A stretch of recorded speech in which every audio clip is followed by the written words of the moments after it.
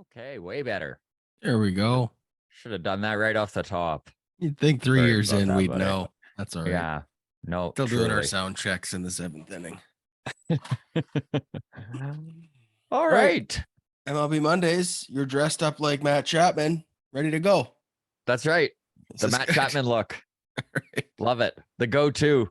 I don't know if you got that little message I sent you from the 15-year-old who wants Yeah, to can we edit our... wait on all that till Yeah. like August? Yeah, sure. I still have so much on my plate. I don't want to be fucking adding more shit unless you want to 100% deal with it. I mean, if he will just deal with it, I can talk to him and see where he's at. Okay. I want nothing to do with adding more people and fucking coordinating more projects. I know. Fair. My idea was to lower your workload. That like the whole, but anyways, I get yes, in August, sure. But it's the workload has to go like this to get someone else up to speed and explain expectation. Ugh, gross. Yes. Okay, that's fair. Sorry. No, that's fair. All right. How did long toss go yesterday? I didn't catch a snippet of it. If you noticed, my handle, by the way, which I was corrected on, not username, handle was the correct term you were looking for. Yes. Twitter handle. So my handle today is Jays and 30. I don't know if you dissected that or not. That's how I've been watching all my Blue Jays games lately. So how did long toss go last night? It went good. I mean, it was a downtrodden bunch. It wasn't a very positive series to come out of and talk about. Yeah. Okay, let's start MLB Mondays because I got to get some Blue Jays stuff off my chest first. So let's start this with, I'm going to read a list of names here. Okay. Trevor Richards, Tim Meza, Adam Simber, Jordan Romano, Santiago Espinal, Gavin Biggio, Whit Merrifield, Brandon Belt, Matt Chapman, Yusei Kikuchi. What do all these names have in common?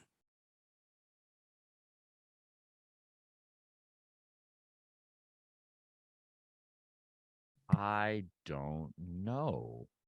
These are all players that I think we should be taking phone calls on. I genuinely feel like maybe not sell all 10 of those guys, but those are all guys who I think we should seriously be having a consideration over their future with the team and what can we get in return now. I don't think this is our year. I mean, other than if you make the playoffs, anything can happen. And I am a buyer into that philosophy. So Trevor Richards, career year. Right? He's got one more year of arbitration after this. Tim Meza, two more years of arbitration after this. Career year by a mile. Yeah. We could get so much in return for Trevor Richards. Jordan Romano. Meza. Sorry, that's who I thought I said after. Oh, okay, Yeah. Trevor Richards and Tim Meza, both of them. Jordan Romano. I don't specifically want to see any of these guys go. I like all of these players. Almost all of these players I like. But these are the guys that I think have trade value and could return somewhat of a haul. And selling doesn't mean a total rebuild either. It can't. It can't because let's face it, 2024 is still very much in play with the way Bo and Vlad are under contract still. I was looking at the total list of MLB trades that went down last trade deadline. Giants were big sellers last season. They're competitive this year. Reds were big sellers last season. I mean, maybe surprised everybody, but they're, I think, a game and a half leading back of the wild card. Yeah. So the Marlins were sellers last year. The Angels were sellers last year. Am I crazy to think Yusei Kikuchi should be traded? Yeah. I like what you're saying. There are a few names that stood out to me that I don't like the idea of moving because it will affect 2024 and how difficult it will be to replace them. Jordan Romano is at the top of that list, and Yusei Kikuchi is also right there. And for $10 million next year, like he's the biggest bargain on the market, pretty much. I know, but do you think he'll be this good next year? Betting on what Yusei Kikuchi will be in any scenario. I know. That's why I'm lunacy. like, let's get out now. But look, it's the same argument I had for trading Alejandro Kirk last season. It was like, it just from a standpoint of like the value will his value ever be higher than it is. Yusei Kikuchi with a 3-ish ERA, a year and a half of control, $10 million next year. Yeah. Left-handed pitcher. Like there are teams who could use that. Like the Toronto Blue Jays. Sure. But I mean, just all the gripes we have over and over. Like we don't have the capital to spend this year. We don't. Like we don't have any prospects in AAA who are close and useful. And this is just like an opportunity for Ross Atkins to have a little self-awareness, read the room and go, okay, this isn't our year, but let's make sure we're better situated to compete next year. And so that like next trade deadline, we're like, all of a sudden we have some starters in AAA for depth. We have some guys helping out. Like I'm a Tim Meza fan, friend of the show, love him. But do I think that the career 4 ERA lefty who's got an ERA under 2 right now is like bullpen is so volatile, right? Look at Anthony Bass. Awesome last year. This year, horrendous for many reasons. Trevor Richards, another guy. Do you believe in Trevor Richards as for the next 3 years going to be this good? Maybe he will. Maybe he won't. I don't know. I mean, we're clearly not experts on this. I truly feel you can't believe in any reliever year to year. And that's what I mean too. Like it's like it's not a shot at Trevor Richards or Tim Meza. It's just the nature of the bullpen. It is what it is. Merrifield. I mean, we've had this conversation about bringing him back at his option of what 18 million next year. Maybe we don't. Maybe we just let him walk. Like there's got to be, I don't know. I don't think Ross Atkins has the guts to do what you're saying. I totally don't think so either. I do not think this will happen. And I think it's, if anything, an admission that he's failed or whatever, even in the slightest way.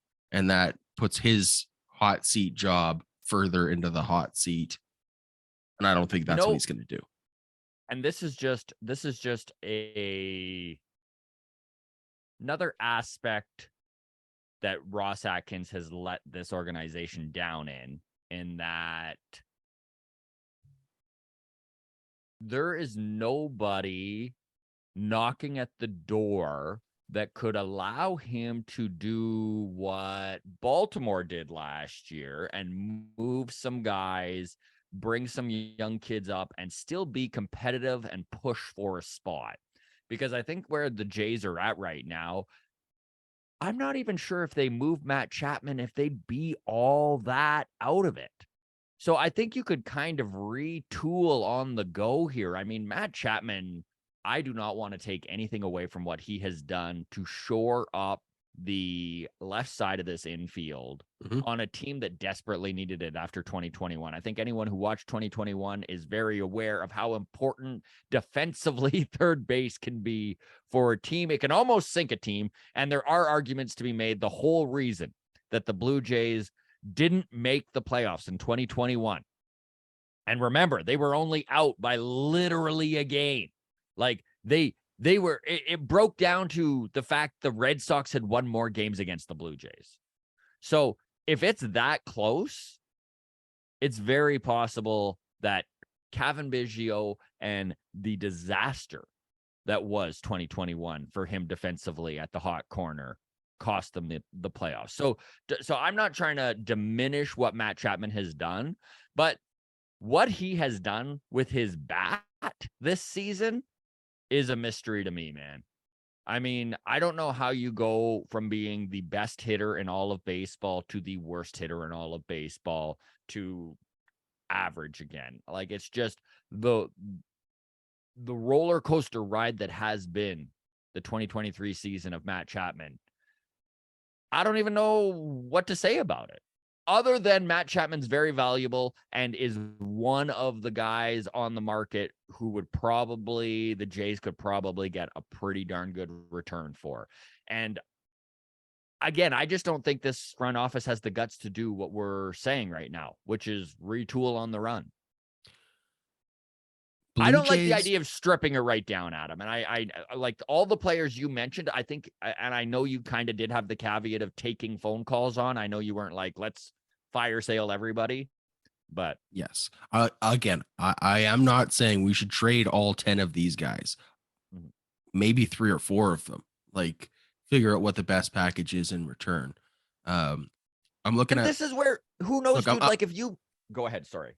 No, I'm at the MLB.com Blue Jays top 30 prospects. I'm looking at the top 15 here, and 4 of them are at the AAA level. 2 more are at the AA level. Everyone else is Vancouver or lower. Yeah. That's as bare as it gets. When I look at the Baltimore Orioles, and I know that's a tough comparison, the Baltimore it's the Orioles. Other way around. But when I look at the top 6, 5 of them are at AAA, and the number 1 is in rookie ball. But it's Jackson Holiday, and he was drafted first overall. So he's 19. So we'll cut them some slack there. But yeah, sorry. And then Jordan Westberg is with the Orioles right now. So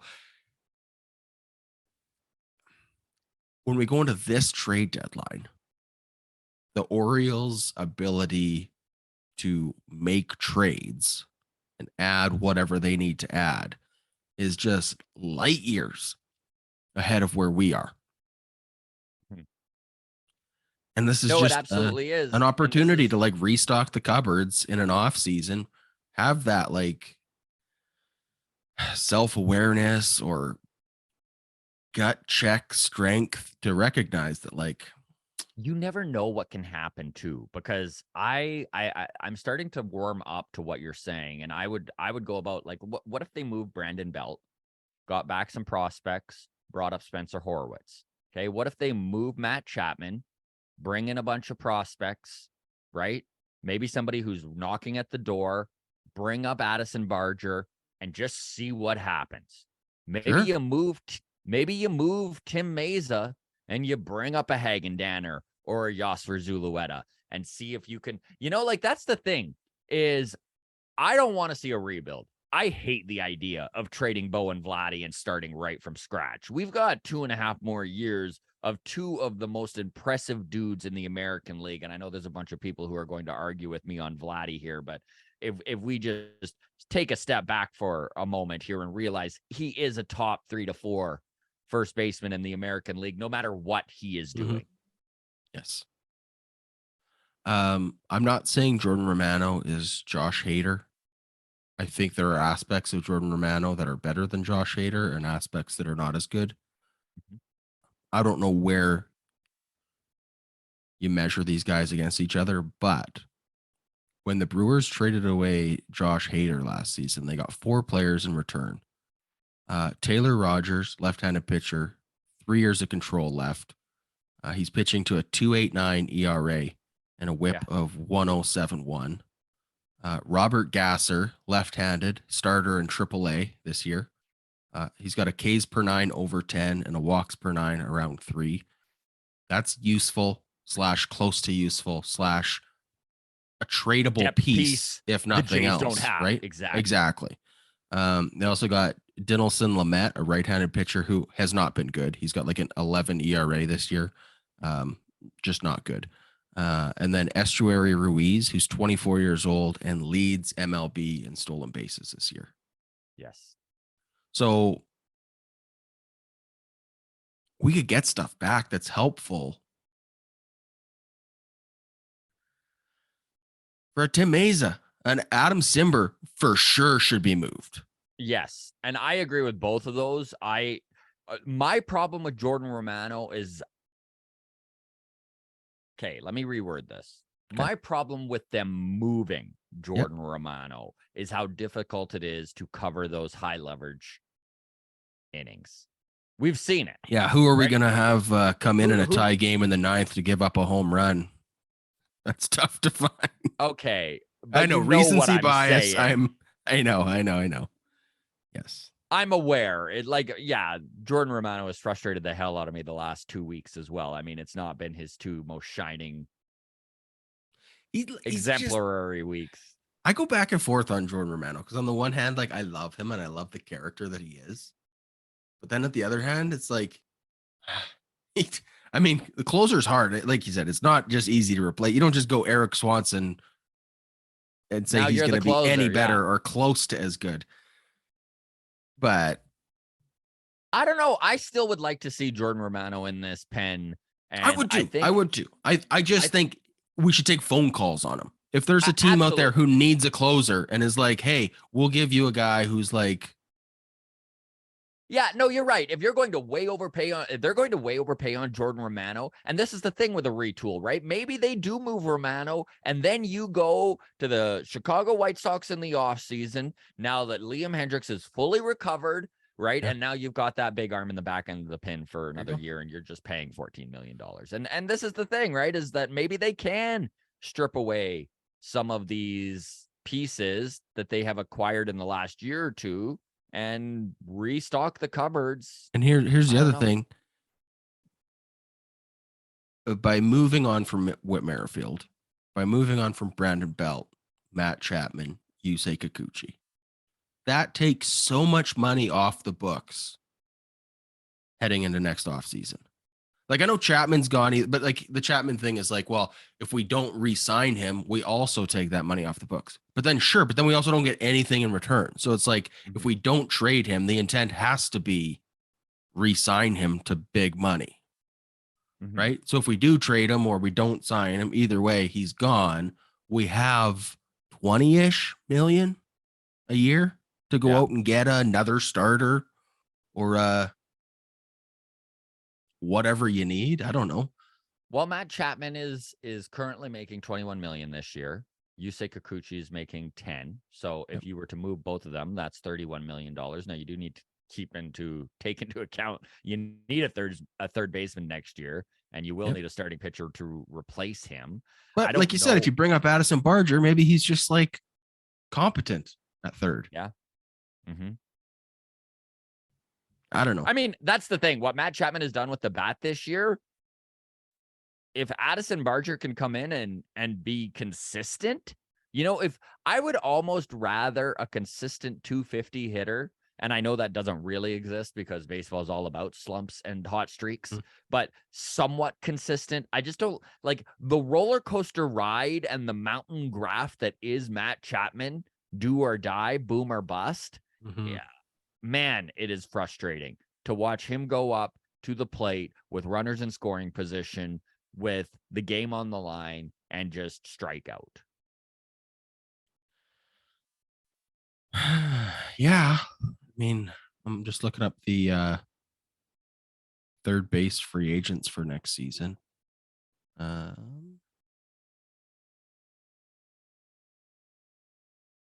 Well, you do that, by the way, and this is something. List. This is from Brennan Delaney. He was on the show Long Toss last night with us, of course. Writes with Blue Jays Nation and is really tapped into the affiliates. Nobody follows our prospects closer than Mr. Delaney. And he brought up Aroldis Martinez and the fact that in April, yes, he was hitting a $189, or sorry, 89, not even a $189. He was hitting 89 in the month of April. Since May 10th, Aroldis Martinez is hitting 300. He is struck out 30 times, walked 28. So he's almost, that is very good. Pretty good. And he's going to hit 35 to 40 home runs in Double-A as a 21-year-old. he is not ready to take that jump yet. But I think Aroldis Martinez may have been written off by some of our prospect huggers as probably not a guy who's going to happen. And I argue that's not the case at all. He's taken some major strides forward this year, and who knows where he's at next year around this time at 22 years old. I think Aroldis Martinez has made enough of an argument to take the next step and get bumped up to AAA to start next year. And you know what happens in AAA, right? If you get hot, you're going to be knocking on that door.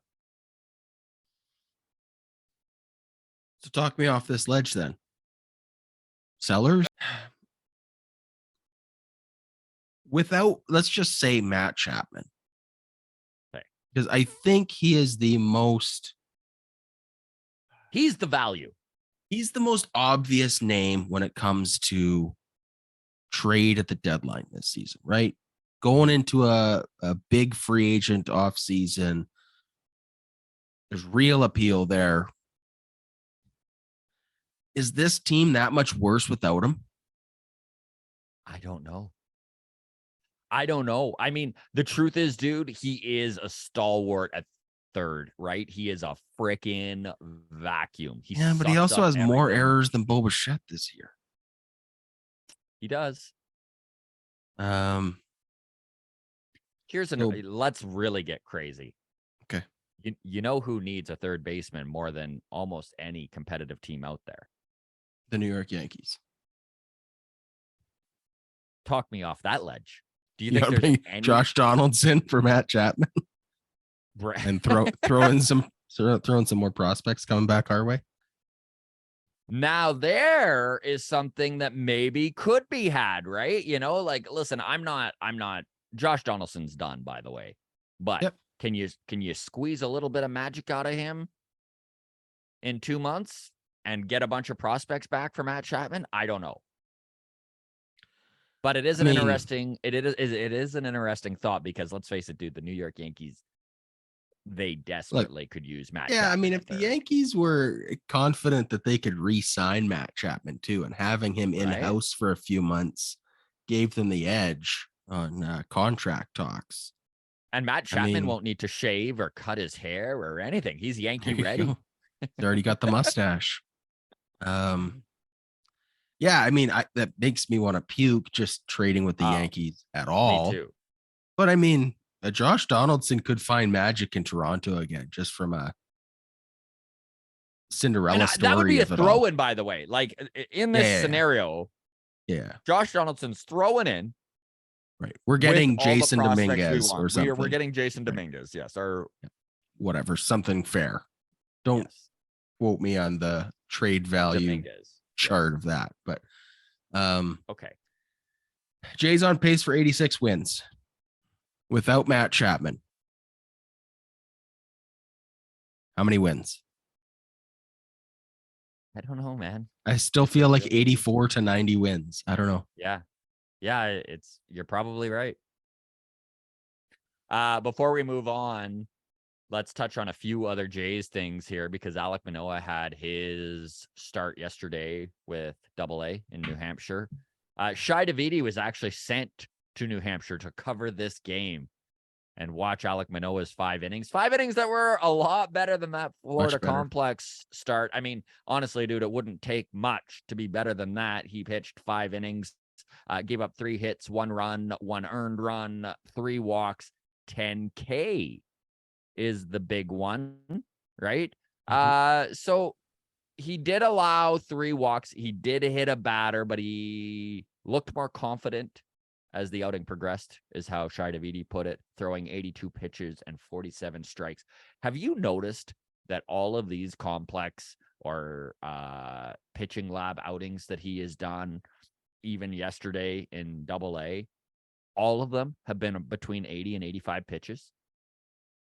Because that's something that kind of stood out to me, as like, you see all the lines, they're not letting him pitch to 100. Is that what he was pitching to at the major league level all year? That's a great question. We should double check. I'll look that up right now. You keep talking.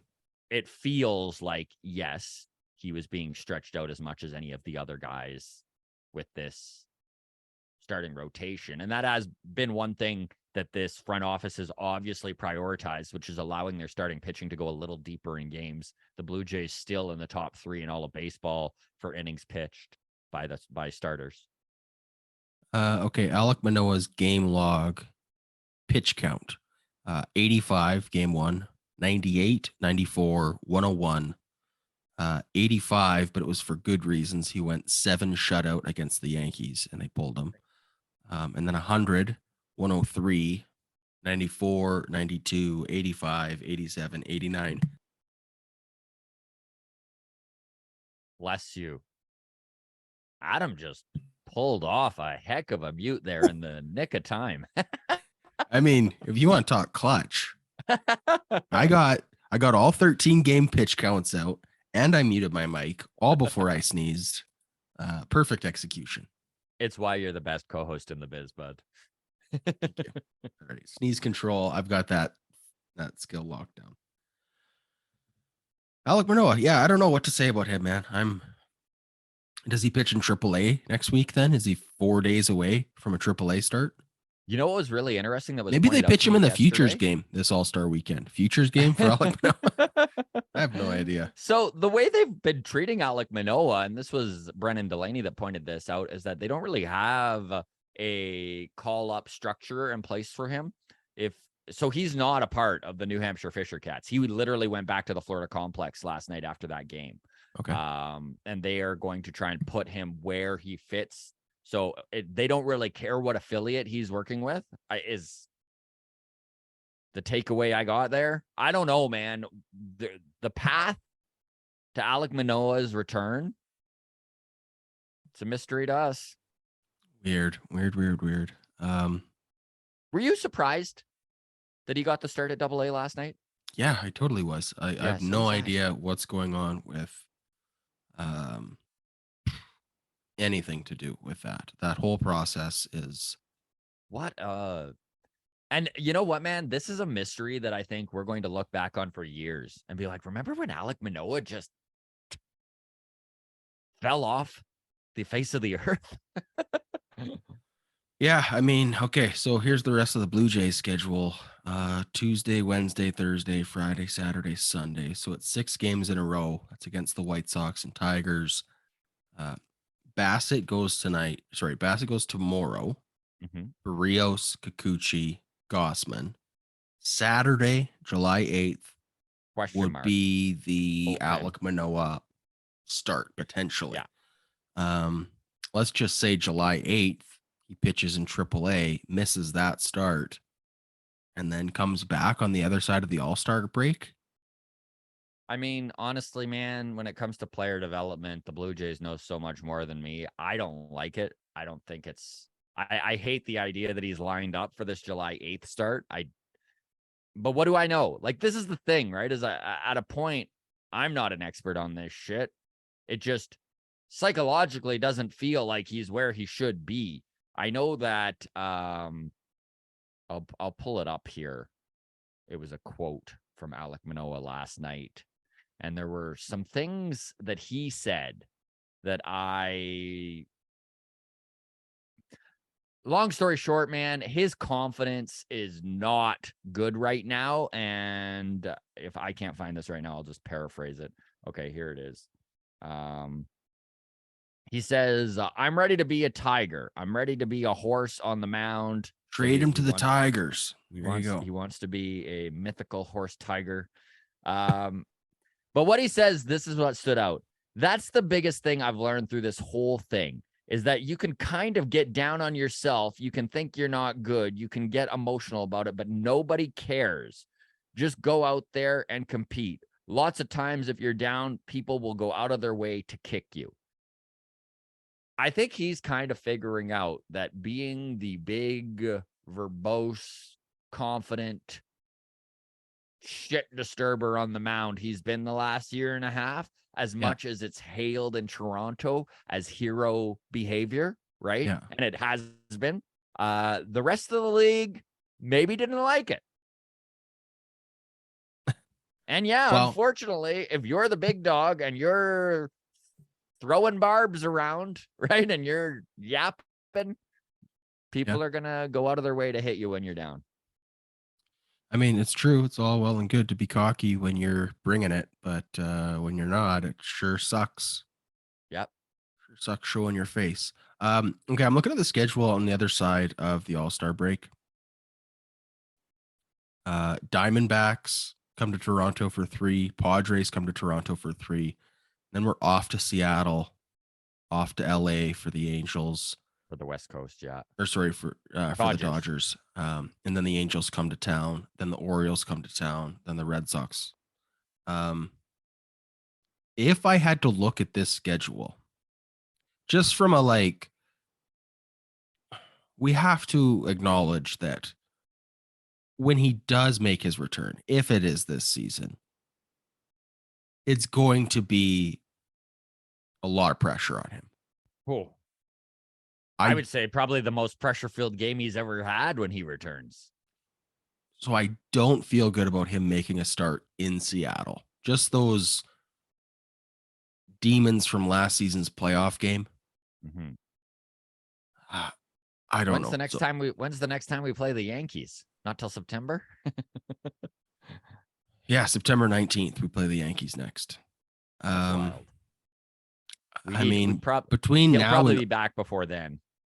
I mean, August 7th against the Cleveland Guardians for 4, and then the Cubs, Phillies, Reds. I mean, maybe that's a stretch where you bring them up, but otherwise, yeah, I'd have to say like that San Diego series on the other side of the All-Star game. Like, go with our normal rotation for Arizona for 3. So Gossman, Barrios, Bassett, Kikuchi, and then game 2 against the Padres, Alek Manoah. If he misses that, I don't really want to see him go out there against the Dodgers or the Angels for that matter. And certainly not the Orioles. Red Sox have our number. Yeah, I don't know, man. He's either really close or he's a ways away. Or maybe they just don't care. They just bring him up because we need him. What do I know? That's probably the most likely scenario. Yeah. All-Stars. Yeah, let's talk All-Stars. The Blue Jays have 4 of them. Kevin Gausman was named to the team, and very deservingly so. Bo Bichette is on the reserve roster. Very deservingly so. Of course, the starter is Corey Seager. He got outvoted. Wander Franco got snubbed, eh? Wander Franco got snubbed. I mean, I don't know if he got snubbed as much as there's 2 very, very good and comparable shortstops that wound up beating him out, but he'll have his time in the sun, I'm sure. Vlad Guerrero, Vladdy makes the team. I think that was a Mr. Popularity thing, right? The face of the franchise for the Toronto Blue Jays. He's got to be there. And then Whit Merrifield made the cut, finishing second in voting behind Marcus Semien. I didn't think he'd get added, but good for Whit. I mean, Wander Franco could have Whit's spot. I don't want to gripe on this too much. There's too many Blue Jays at this All-Star game. I don't know. Who cares? It's the All-Star game.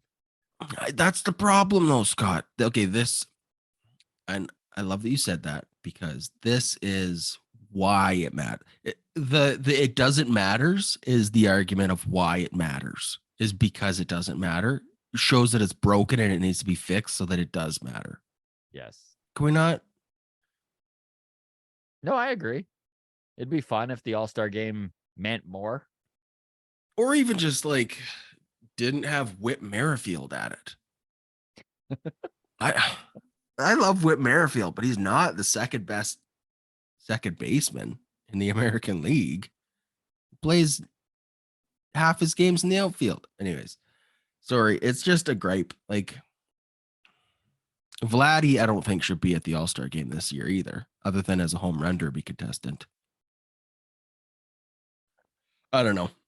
I could spend so much time on this. I know you guys talked about it on Long Toss. The Atlanta Braves have 8 going to the All-Star game.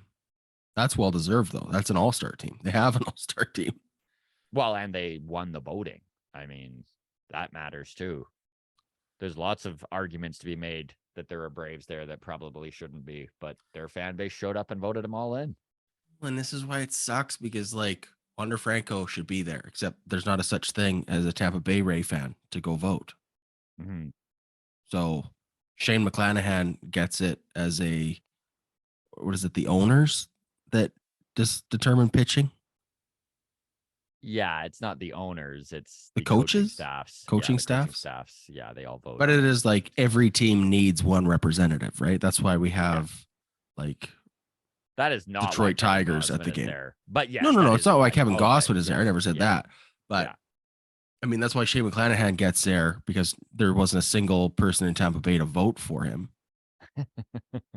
Not that he doesn't deserve it. I just mean, No, he that's why absolutely Wander does. Franco isn't there at all, even as a reserve. And I don't think if pitchers were also voted on, Shane McClanahan isn't an all-star. That's all I mean, because Tampa Bay has no fans. Mm-hmm. Yeah, it's a stupid broken thing. I like the idea of like fan vote for like one or two positions, or like something special. Like you lead fan voting and you get like $1 million or something. Mm-hmm. Or like, how I don't know if the NBA still does this, but they were doing it for a while, where it was like they would have their all-star pool of players, but then they would do like a schoolyard draft where they would have like captains and they'd pick their teams based on that. I don't think they're still doing that. I don't really follow NBA. But like that's a cool idea to be like, okay, fan vote for team captains, and then everyone else is just like determined by people who know baseball. Maybe it's the Writers Association, for whatever that's worth.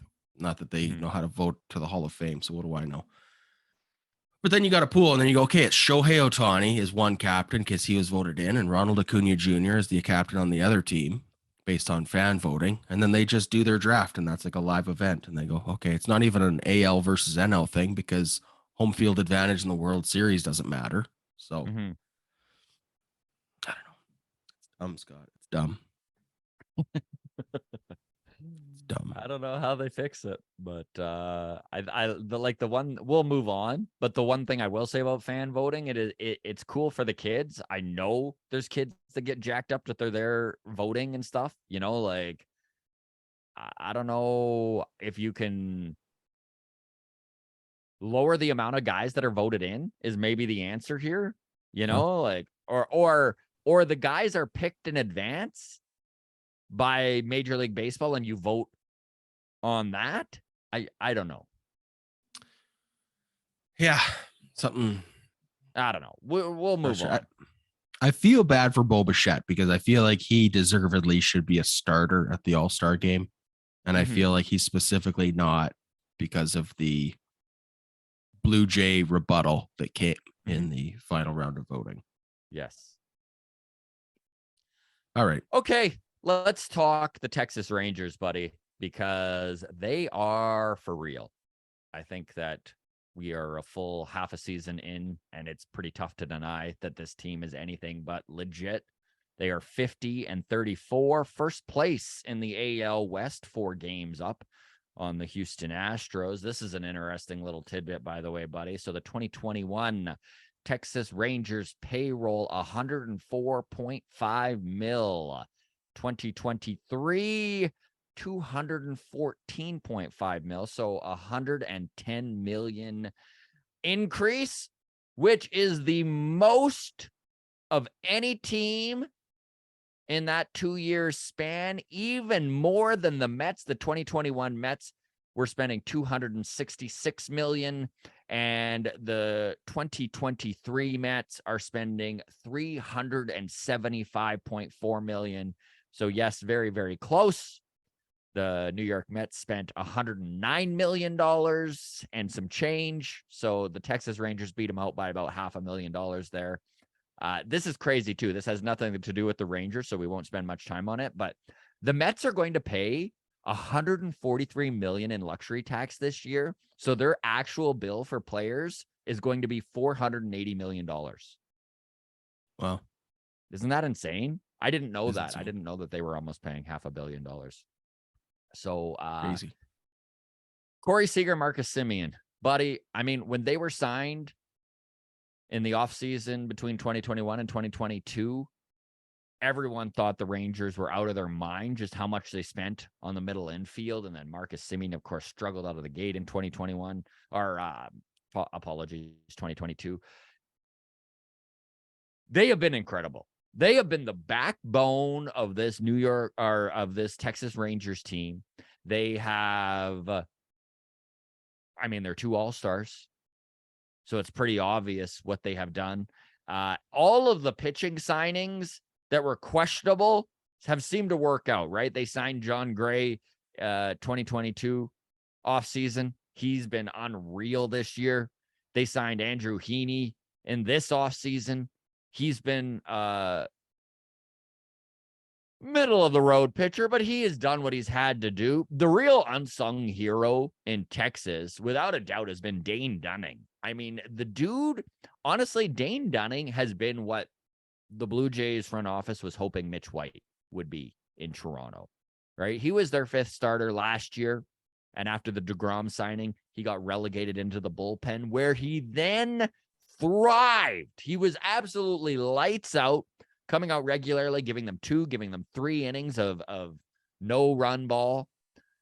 Down goes DeGrom. Dunning comes up. Dude, the guy has filled in so incredibly well, stretched back out to a starter. He has an ERA of 2.69. He's 7-1 on the season, 80 innings pitched between starting and the bullpen. He's given up 0.6 of a home run every 9 innings. Well, pretty good. No one saw this coming out of Dunning, and it's performances like this that make teams 50-34. You think they're just too good to be true?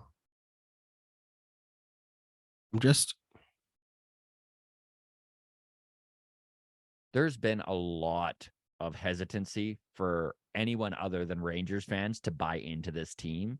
But I really do think that they are for real, man. Like, Adolis Garcia has been absolutely incredible for this Rangers team. He's at 20 dingers, just a potent bat in the middle of the lineup. Rookie third baseman Josh Jung, voted into the All-Star game, has been a revelation at third base. And again, we talked Semien and Seager. Yeah, dude. Even without DeGrom, I think this team is legit. Okay, since June 9th, the Texas Rangers have played 7 different series. The Rays, the Angels, the Blue Jays, the White Sox, the Yankees, the Tigers, and the Houston Astros. They've won one of those series. The Blue Jays. No, Blue Jays took 2 out of 3 against yeah. the Rangers. They beat the White Sox 2-3. They lost 2 out of 3 to the Yankees, lost 2 out of 3 to the Astros, lost 3 out of 4 to the Angels, lost 2 out of 3 to the Rays, and they split a 4-game series with the Detroit Tigers. Wow. They are, so they're 14 games, 14 or 16 games above 500. What is it here? Coming into June 9th, they were 40-21. Since then, they have gone 10-13. Wow. So not white hot, but the rest of the division has been basically exactly the same. Yeah. The Astros have been 10-11. The Angels have been 10-11. The Mariners have been 10-11. The Oakland Athletics have been 8-13. So the Rangers are the best of a mediocre bunch. Mm-hmm. Like, I don't know what it is about the Rangers. The Rangers, their record is, I think, better than I think they are. So I guess I'm just more lukewarm on the Rangers than you are. I'm excited about the Marcus Semien and the Seager and whatever, but I still think that any AL East team could beat the Rangers in a playoff series. I agree with that. That includes the Boston Red Sox. I think the Red Sox are pesky, but bumbling idiots at times. Yes. Yeah, I don't no, know. it's going to be an interesting. The DeGrom issue, and I know you mentioned Dane Dunning, but man, that's just such a tough loss. Huge loss. Listen, man, the fact that they're 16 games above 500 with some of the obstacles that have been put in front of this team, like I want the Rangers to lose. I am not a Texas fan. I would love to see them completely fall out of the AL West and be fighting it out for a wild card spot with everyone else. I just don't think it's going to happen. The fact they're 16 games above 500 with the way they've played recently, Mhm. I don't know. We'll I see would how it love to plays see out. them win the division, though, just because I would love to see Houston miss the playoffs. Yeah. Which, I mean, if that happens, the Jays are going to need to play a lot better than they have. I know we're going to talk Shohei Ohtani in a second. Can we talk him now? Yeah, should we just blow through Domingo Herman? Well, hate everything about who he is. I know, me too. Um, I do think that if Major League Baseball, not that this is a thing, but in a fantasy world, if they could come up with a list of players they wanted to celebrate and players they did not want to celebrate, he would He'd be on be the on the list. players they do not want to celebrate list. Yes. Yeah. So for multiple reasons. Well, let's just get into it. Thursday night Yeah. against the worst team in baseball and maybe one of the worst teams ever. New York Yankees starter Domingo Herman, and general piece of shit, pitched the first perfect game in Major League Baseball since King Felix did it back in 2011. So it has been 12 years since somebody has done that. Domingo Herman, the first Dominican-born player to ever do it. I don't know who is celebrating this. Maybe some Yankees fans. Couldn't happen to a bigger piece of shit. I mean, there's all the abuse stuff. And that's the thing, right? Is that his abuse allegations came from Yankee teammates. He did it at a Yankees event. He cheats. Not only does he cheat, oh, whoopsie, I cheated one time. He has cheated on multiple occasions. He's gone through suspensions for PEDs. He has gone through a suspension for sticky stuff. Again, this is just a dude nobody wants to celebrate. And he's doing something for the first time in baseball in 12 years. It's we don't need to spend more time on it than that. You can go ahead and kind of give your 2 cents here, but doesn't thrill me. Um,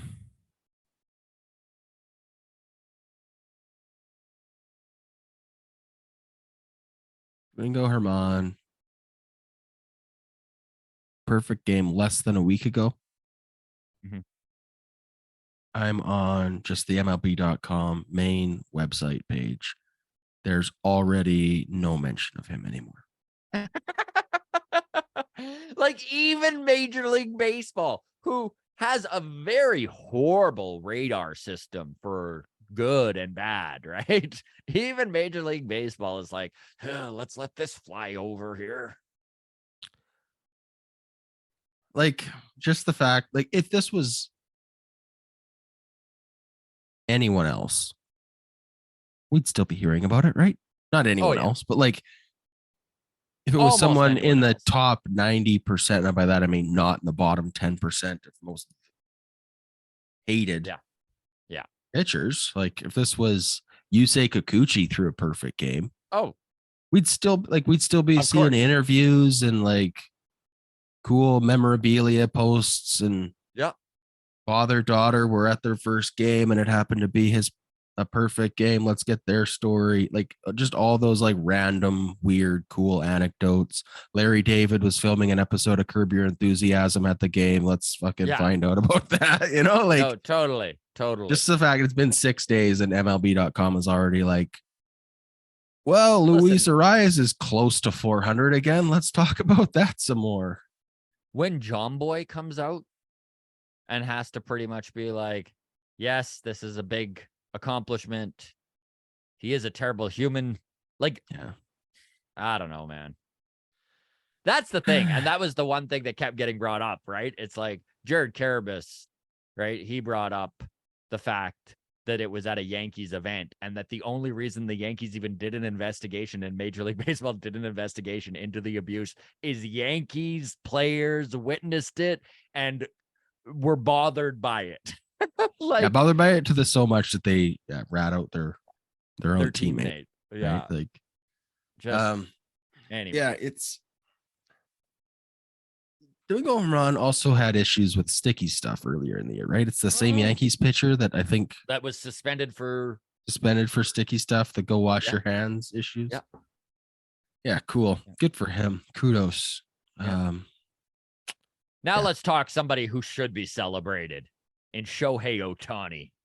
Buddy, honestly, so I just want to go back to when the Angels first won the bidding war for the rights to sign Shohei Ohtani, and all the hype came with him. And honestly, man, I just didn't buy in.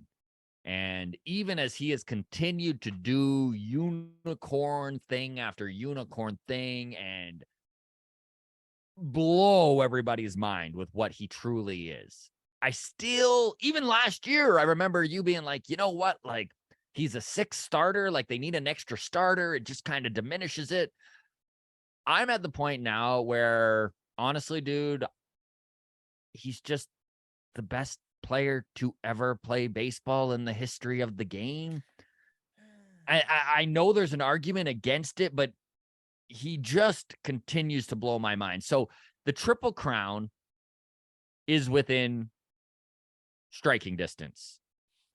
The Triple American Crown League is what? Batting average, RBIs, and home runs?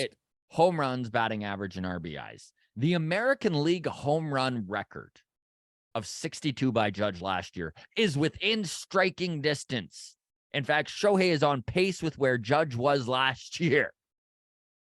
Pitching, he is second in strikeouts in the American League. And I mean, Cy Young, he is going to get some significant votes.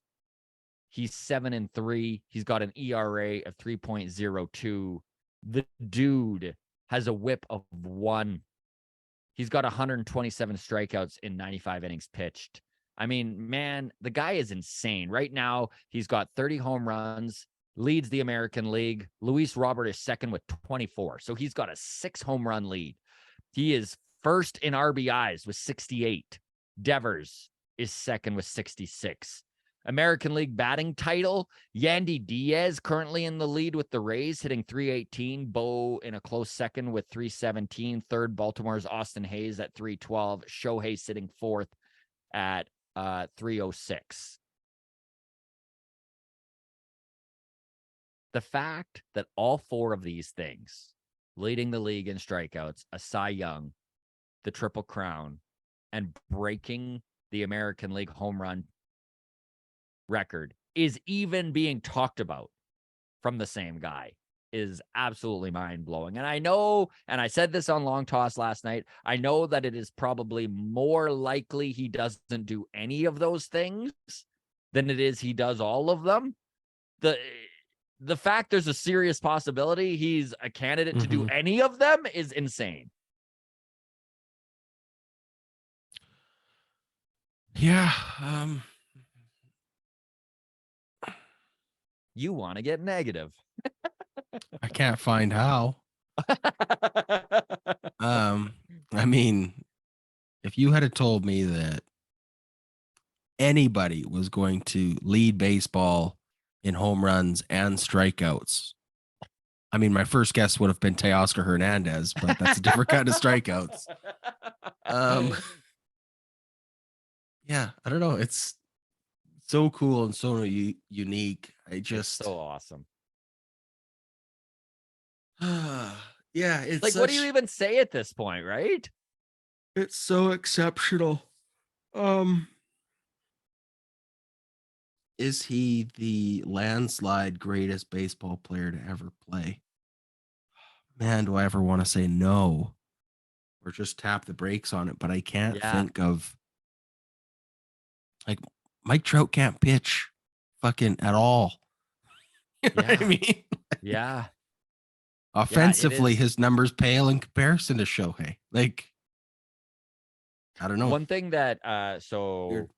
Blog TO writer, friend of the show, Jack Lando, he was on Mhm. Long Long Toss toss last last night. night. He brought up a really good point. And basically I floated the question of, do you think that there is a possibility in his career of breaking Aaron Judge's American League record? And Jack said, I think that if he winds up not pitching within the next few years and just is concentrating on hitting, that he could be breaking Barry Bonds' actual home run record, which, I mean, at this point, you can't tell me something about Shohei and me not buy in at this point. He's done too much.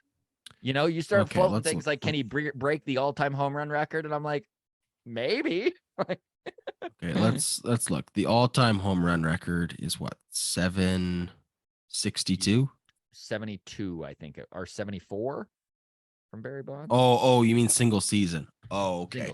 Single season. Okay. Gotcha. I thought we meant all-time, like career home No, runs. I don't think he came to Major League Baseball in time to do that. But think about that, even the fact that he captured the imagination and the love of everyone in the NPB in Japan, completely ignited a country, and then came to Major League Baseball and did the same thing. So here's how crazy Barry Bonds numbers are. And sure, Barry Bonds made his rookie debut at age 21, Shohei Ohtani at age 23. So consider that. Shohei also lost half a season, well, 2/3 of a season to COVID. But Shohei Ohtani currently at 158 career home runs. Barry Bonds, 762. So Shohei Ohtani, who is currently 28 years old, and he'll be 29 on July 5th, needs 605 home runs to break the record for all-time career home runs. That's if he plays for 12 more seasons. If he plays at age 41, he needs to average 50 home runs a season. He needs 50 home run season 12 times in a row to catch Barry Bonds. To catch just everyday player Barry Bonds, not Hall of Famer, just a regular, Old civilian like the rest of us. Everyday Joe Barry Bonds.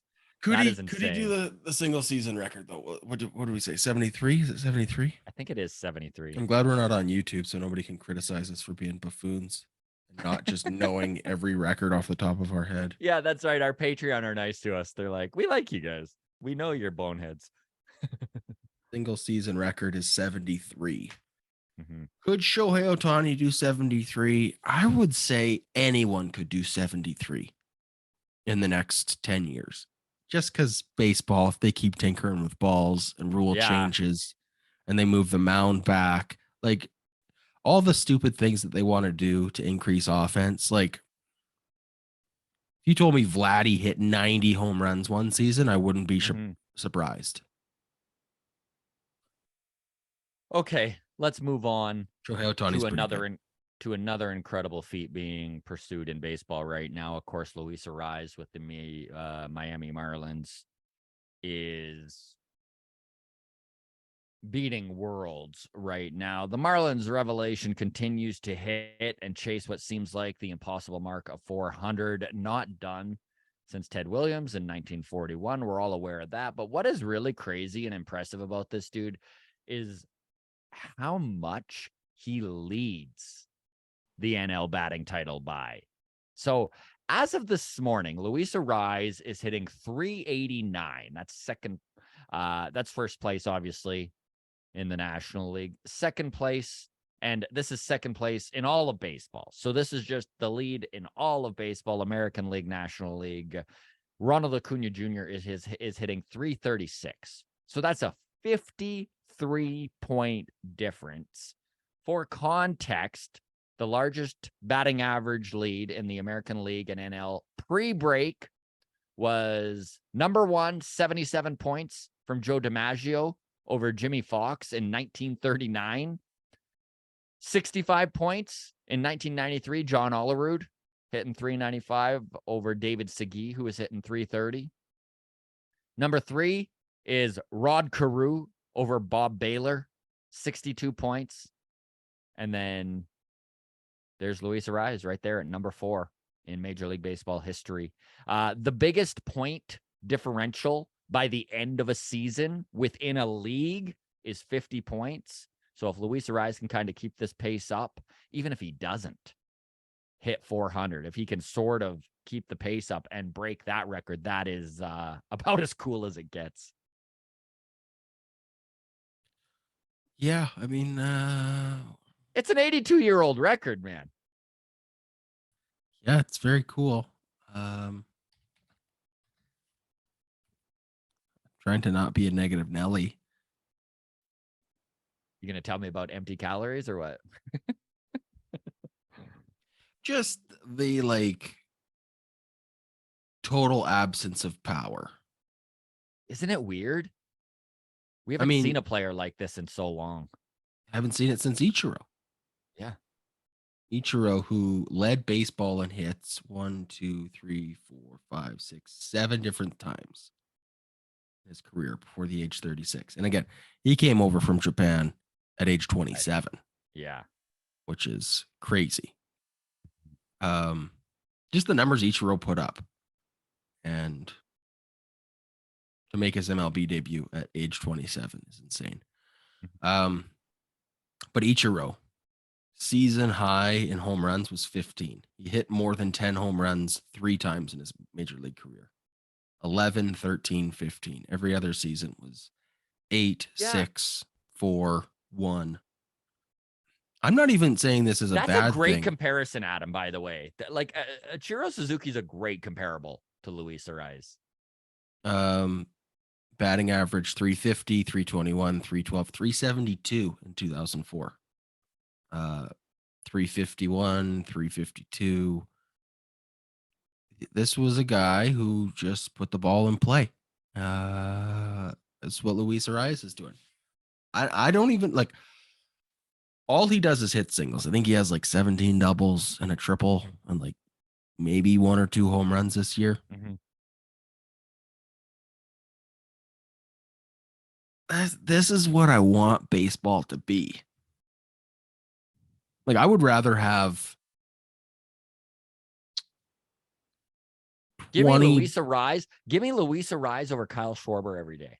Yeah, give me 20 players who are hitting over 350 every season, rather even if it costs me 20 players who are hitting more than 40 bombs. You know, like, make a guy who hits over 40 home runs as rare as what Luis Arias is doing. Can that be a trade-off? Like, would that not just make baseball better? Like, if that was the shift in. This is how you know we're old, Adam. Oh, the kids are going to be yelling at this right now. Kids can't afford Patreon. This is a safe place. Created plus. Yeah. Well, what did the rest of his numbers look like then? If batting average is good, are the rest of his like numbers not good?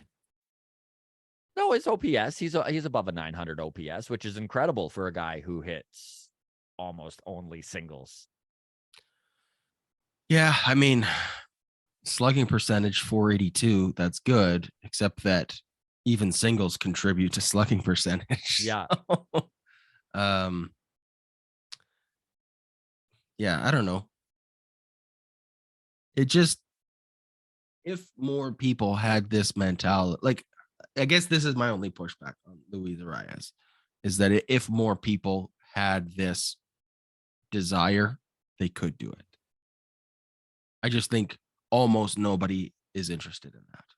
Well, there is something to be said for taking what the pitcher gives you and being able to execute, and that is something that Luis Arias has perfected, right? I mean, even if you're gonna, I'm not even comparing Dalton Varsho to Luis Ariz. So this is just an example of taking what the pitcher gives you. But how Dalton Varsho will sometimes just bunt it past a left-handed pitcher who's falling off the mound towards the third base line, and he'll bunt it up the first base line and just take the bag. You know, that's very much Luis Ariza's approach of if you're going to shift him one way, if you're going to, whatever you give him, he will take. And there aren't a lot of guys with that mentality. Contract for Luis Ariz. He is just turned 26 this year. He's in year 2 of arbitration, so he has ARB 3 and ARB 4 ahead of him. He's making $6 million this year. Let's just say it, Scott. Let's say he hits 400 this year, and then regresses and only hits 380 and 350 in the next 2 seasons. I mean, still, let's just say really good batting average numbers, but hits like 10 to 15 home runs total over the next 3 seasons. What kind of payday does he get? My money's on almost nothing. Like in free agency. So what do you? He's not a bad defender, and he does play first base, second base, and third base, so he does have some versatility. He's a bit of a unicorn, which is what he provides the team, and not a lot of organizations have someone like Luis Ariz and his skill set. You look at what Kevin Kiermaier is making this year, and that's $12 million. I can see a world where Luis Ariz gets a $60 million 5-year contract. It's a little more than I was going to say. I was going to say around a 10 AAV. But we're talking about one of the best hitters in baseball. I know. With defensive versatility, getting maybe a $60 million contract. Yeah, definitely a contract that Brandon Nimmo would laugh in the face of. He's only going to be 29 when he's a free agent in his free agent season. So this is just where it's like, kudos to him for taking what the pitcher gives you, I guess. But this is why nobody does it. It's because there's no money in a 400 batting average. Luis Ariz is going to be an interesting case, though. I love that you brought this up, because I am really curious what he winds up getting on the open market. Especially with the new rules and the way baseball is shifting a little bit more towards putting the ball in play. And if that continues to be seen as value, then he will get paid more, right? Because that's what drives the price of players, is what baseball views as valuable. And right now it was home runs. And I think that's shifting a little. Sorry. So, I didn't expect to have this conversation today. Baseball front offices value home runs because the money ball of it all. And I don't mean like the money ball, the movie directly, but I mean like the analytics have determined that runs wins games, and it's better to have a home run than to bank on 5 base hits back to back. Yeah. Right. Just the odds of that is reduced. Right. So that's why there's the value, and the money goes on guys that can hit home runs, because you only need one thing to go right. So in order for baseball to start prioritizing guys that can steal bases, guys that can hit 350 plus batting average, and I think they need to. I think that is the most entertaining version of baseball. A guy that hits a triple, a guy that gets on, steals second, all these sorts of things, right? Balls in play is what we want. Just entertainment ultimately means more money for everybody. But so does winning. And winning is if you're a team that wins, it doesn't matter what the other 29 teams are doing. You're winning, you're making money, right? But like as a 30-team collective, if everybody was just putting the ball in play more, the whole pool grows, and then everybody makes more money. So I don't know how to do this, but I genuinely think the only way that this is possible, and I think it should happen, is, I mean, you mentioned the MLB, this must be a CBA agreement, but like bonus money being awarded based on those different incentives, like Mhm. rookies that get Cy Young votes get like an extra $1 million or whatever the Mhm. case is, right? These sorts of things. Yeah, the Um, escalators. the escalators. MLB needs to go all the way with that and subsidize. Like more money needs to get put into an MLB pool that is then distributed for the things that don't necessarily win games but make the game more entertaining. Things like fuck, what was his name? Estuary Ruiz, 24 years old. I think he's with Oakland. Leads Yeah, he MLB is. in stolen bases this Yeah. year. That stuff needs to be financially incentivized. So guys keep doing that. Ronald Acuna Yes. Jr.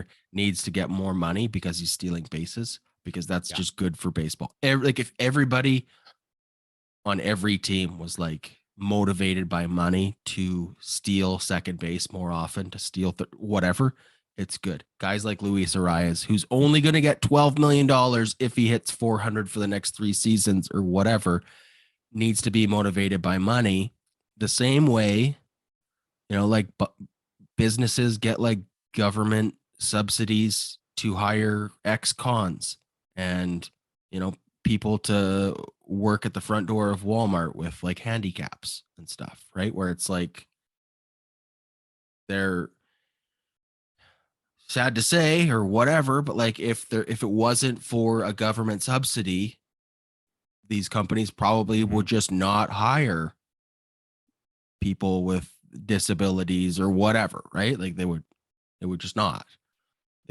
But because It's a the very good wage gets so it's like important that we subsidize because it's important that these people Yeah. do have employment and whatever. And I'm Mhm. sorry, I didn't mean to like compare people with disabilities to ex-cons. I just mean those are two specific groups Yes. that I could think of. Anyways, all this to say, MLB needs to do something similar where they're just subsidizing things that is good for baseball, but isn't necessarily good for a win specifically at the end of the day.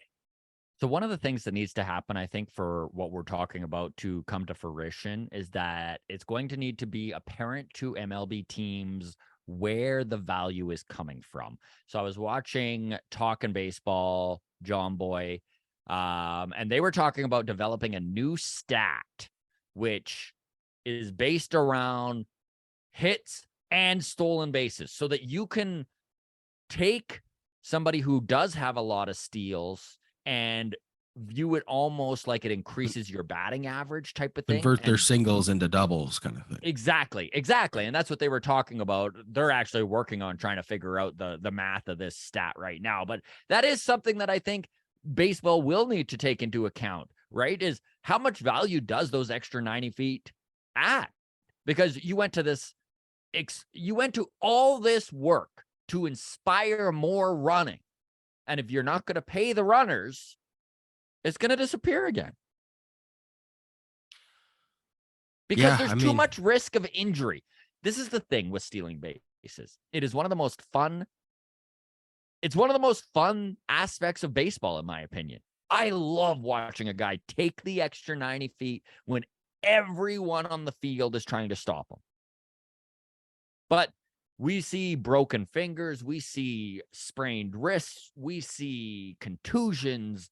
It's just a very physical aspect of the game. So if you're not going to pay these guys, if there's no real monetary value to these players in doing what Ronald Acuna is doing and doing what Yustiri Ruiz is doing, it'll disappear. So um, maybe a stat that actually puts the value into numbers for these khakis will go a long way. Who knows?